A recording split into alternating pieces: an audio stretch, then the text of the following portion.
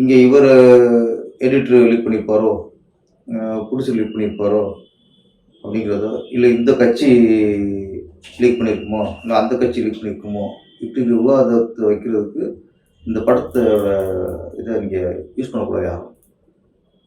ஆனால் உண்மை யார் லீக் பண்ணியிருந்தாலும், யார் இந்த படத்தை பொதுத்தில் வெளியிட்டிருக்காங்களோ அவங்க மிகப்பெரிய குற்றவாளி, தண்டிக்கப்பட வேண்டிய குற்றவாளி.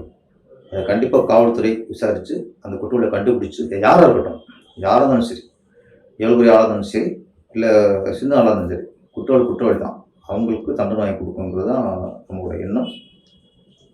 திரைத்துறையில் சில எடிட்டர் ரெஃபரன்ஸ் இருக்குது, அவங்க பண்ணியிருக்கலாம் அப்படிங்கிற யூகத்தெல்லாம் எங்கள் கருத்து யாரும் சொல்லக்கூடாது. ஏன்னா நானும் திரைத்துறை சார்ந்தேன். ஒரு திரைப்பட எடிட்டர் எப்படி அவருக்கு தைரியம் வரும்?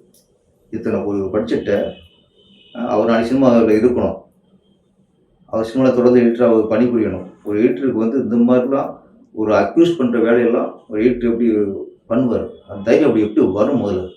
Sarvana Elite Gold and Diamonds, the ultimate destination for exclusive designs.